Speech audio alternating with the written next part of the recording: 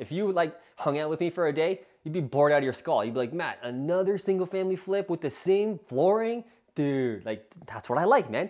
I don't like pissing around. I have fun in my life. I use the money from real estate to go traveling. Can't really right now, but normally we go traveling, right? I'm building saunas in my basement. I got a personal trainer, you know, a bunch of them. Dude, that's what I like to get my fun at. My business, I want to be guaranteed to fund my fun stuff. Okay, make sense? All right. Number 3. My name is Matt Piche, aka the Fruitful Investor. I grew up in a middle-class family and all I've ever wanted was freedom. By the age of 30, I became a self-made multi-millionaire, all from real estate investing. Follow me on my journey to travel the world when I want, where I want, while continuing to build a killer real estate business. Let's get it.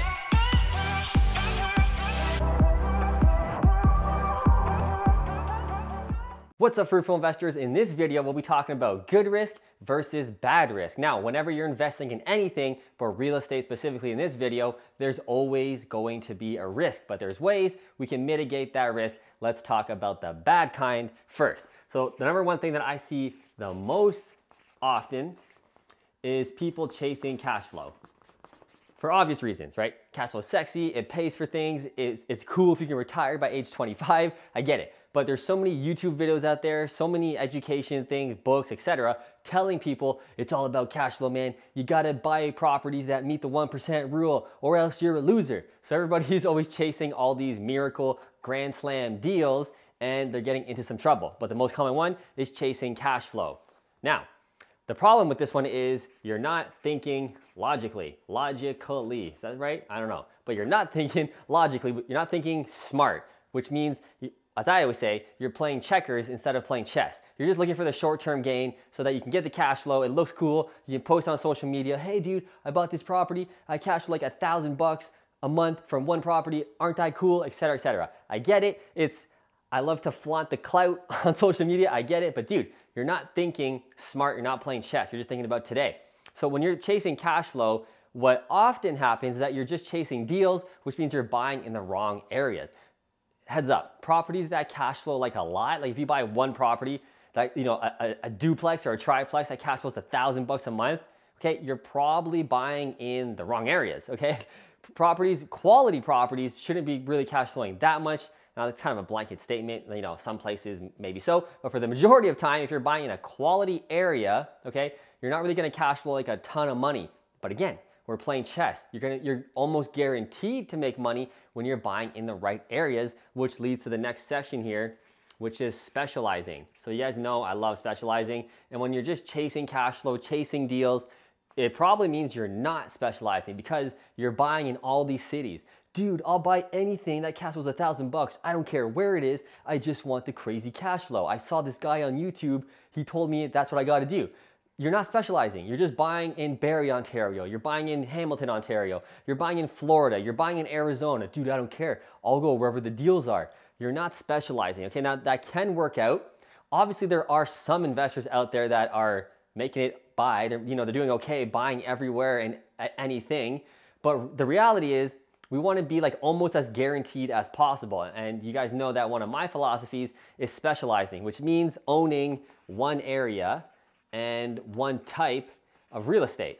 So for me, like I specialize only in Kitchener-Waterloo, Ontario, Canada. That's kind of my favorite area. And actually it's my only area that I really invest in for long-term real estate specifically. I do flips a little bit outside of the town area, but when it comes to buy and holds, man, I'm only buying Kitchener-Waterloo. Why? I don't want to piss around. I don't want to guess. I don't want to take a chance. I want something as guaranteed as possible. Why? I'm a baby, bro. I don't want to lose money. I hate losing money. So when I specialize in one area, I know what the properties are selling for. I know how much it's going to cost to renovate it. I know how much it's going to take to get that quality tenant that I want, what they're going to pay. Dude, I know all of that stuff before I even go see the property. I know everything.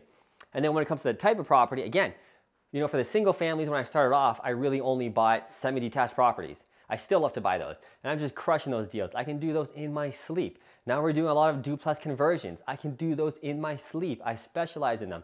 Now we're doing a lot of focusing the switch more so to single family flips. That's just the stage I'm at in my business. I talk a lot about that in my other videos on why I'm kind of doing that. But anyway, I'm specializing in single family flips. They're kind of all the same.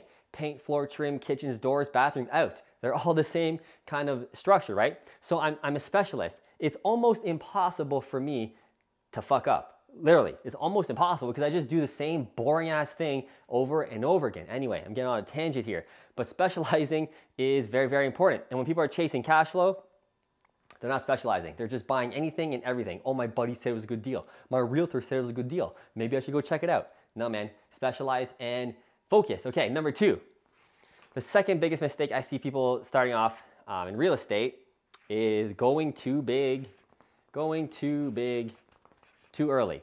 So what that usually means is that they're buying multifamilies. Now, I love multifamilies. Yes, they're amazing, but they're a whole different ballgame. So if you're a first-time investor, maybe you got 0 properties or like 1 or 2, and you're like, fuck it, I saw Grant Cardone, he told me I gotta go big. And then you go buy like a 32-unit building. Okay, cool, it's possible. I'm not saying a newbie investor can't do those things. It's just a totally different ballgame, man. Like, you need to know definitely what you're doing. When it comes to the single family, the duplexes, the triplexes, we can buy properties, make mistakes. Oh, I paid too much. I got the wrong tenant. They screwed me over for like a couple months, whatever. We can recover from those things pretty easily. Who cares? You just hold the property a little longer, maybe a year or 2 longer than you wanted. You'll be okay. You'll make some money if you're buying in the right areas. If we do multifamily, we buy a 32-unit building and we make a mistake. The same size of mistake, we overpaid, let's say. Dude, that's a big deal on a big deal, right? If we get the wrong tenants and there's a bunch of them and they all screw us at the same time, I can't pay for the mortgage anymore, man. Like 5 tenants didn't pay rent.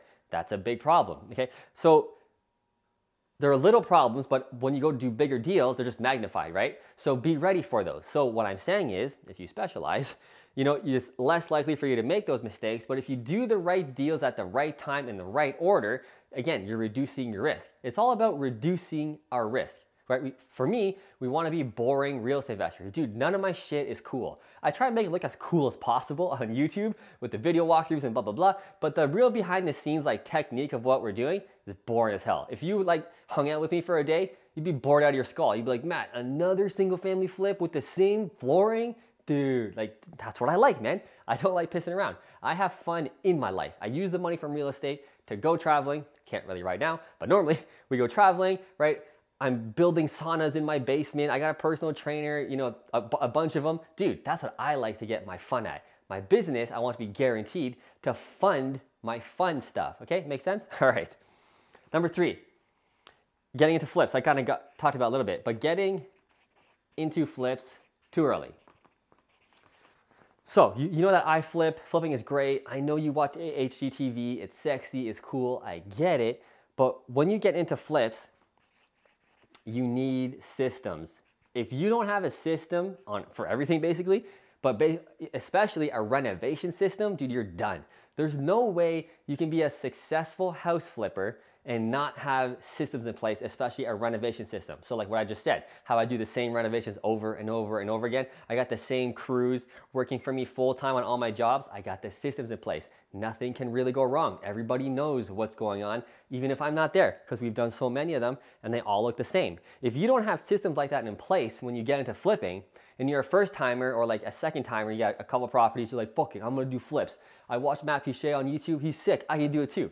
I get it. But you have to get your way there, okay? Like flipping, again, is a whole different ball game, just like big multifamily properties. You gotta know what you're doing before you even enter the rings, okay? So take your time, play chess, think of the long-term thing, right? You're living for a long time, whether you believe it or not.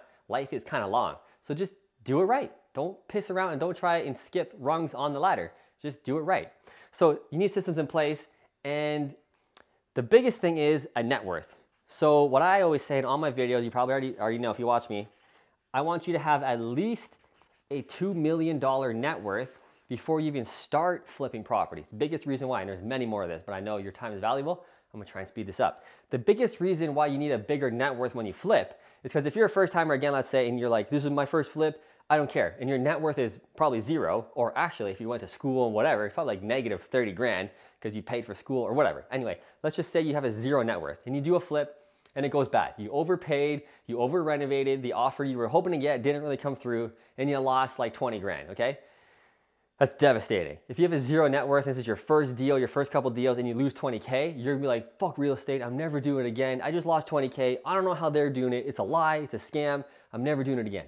Okay, that's a very real thing to happen if you're a newbie because you don't know what you're doing, don't have the systems, don't specialize, and you just lost 20K. That's bad, bad, bad, bad, bad. Okay, if you have a $2 million net worth, you probably know what you're doing because the only way you have a $2 million net worth is you have the systems in place, you got the specialization, you got the team, so there's really no way you can fuck up. But even if you do, and you did overpay, over renovate, etc., it happens, man. Not to me yet, never will happen, knock on wood. But let's say it does, and you have a $2 million net worth and you lose 20K. That sucks, it's awful, losing money is the worst, but you'll recover. Big deal, you lost 20K, you're a multimillionaire, okay? You'll recover, the next one, you'll make it up, no problem. You know real estate is good, it's worked for you in the past, because you're a multimillionaire, you know you can just do it again, okay? So that's why I say leave flipping to the experts and people who have systems in place, okay? So this was the bad risks that most people take, both newbie and expert investors sometimes. So let's focus on the good risk when it comes to investing in real estate. How can we mitigate, the bad risk by taking on some good risk? So biggest thing is focus on dominating. I hope I'm spelling this right because I hope so. Okay, so we focus on dominating, which means we're specializing. We know the area, we know it better than all the realtors. Like that's the goal that you want to get to, is to know the area that whatever you're doing in or whatever you're investing in, you know that area better than the realtors. You know what properties are going to sell for, you know what you should be buying them at without even seeing them, you know what they're going to rent for, you know what they're going to sell for, or whatever. You know everything about the property. If you do this, number one here, you're gold. Like this is a secret to all my success. All my success and all my money, etc., has all come from just being a dominating specialist in Kitchener-Waterloo. Dude, nobody can touch me in my area. I know it better than everybody. That's the whole point when it comes to investing. We want to just know what we're doing. As Warren Buffett says, okay, those who diversify don't know what they're doing. Okay, so you hear that a lot, especially in the financial world. Diversify. Diversification is king. Put some money here with this guy, some money over here, put some in stocks, put some in mutual funds. Dude, wrong, to me anyway. I vibe with Warren Buffett's philosophy of, build a really good basket and don't take your eyes off that basket, which just means specialize, focus, dominate, and don't deviate, okay? Triple down on what you're good at. And that's what I do. I have no money in RSPs, no money in mutual funds, no money in stocks. I don't know if that's bad or not. Dude, it's working for me.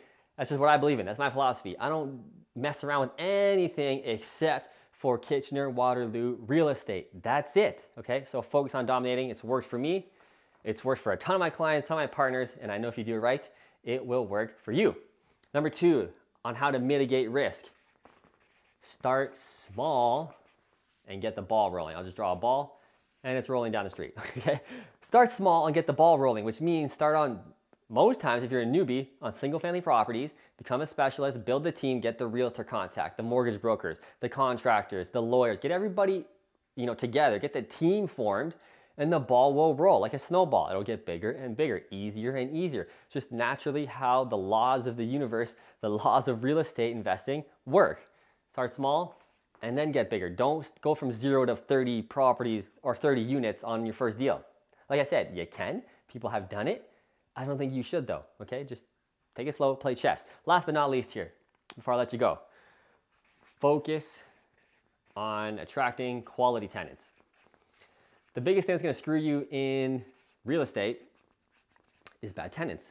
So if you attract a bad tenant and they don't pay rent, etc., dude, it's literally the worst thing ever to get a bad tenant who doesn't pay rent and trashes the property. So if we focus on how to attract quality tenants, which means we're gonna renovate the property better than everybody else, we're gonna beat out all the properties on the market, all the tricks and tips that I teach you guys on here, it's just gonna make your business boring and easy. For example, right now at this point, we have at the beginning of this year, I had about 35 separate properties with many units between them or whatever. Now we're about 28. We sold off quite a few this year to get the money to do other things with. Private lending, you probably already know that if you watch me. But anyway, we still have a lot of properties, but I never hear about them, ever.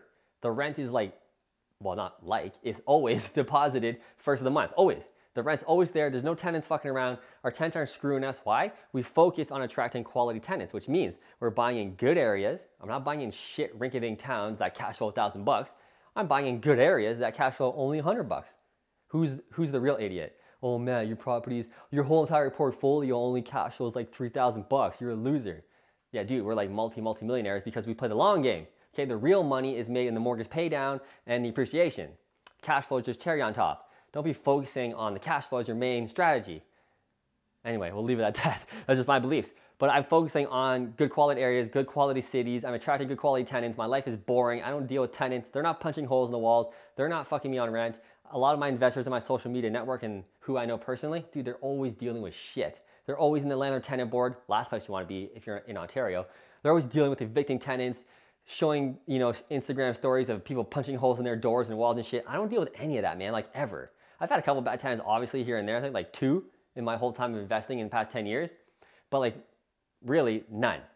Anyway, guys, I've been rambling too much. I hope you guys got a lot of value from this because I just like gave you some pretty sweet secrets. So if you like this video, if you learned anything, man, click that like button. Also hit that subscribe button so I can see you more. We post 2 videos every single week, free stuff, all good. It's gonna make you a ton of money. I'll see you in the next video.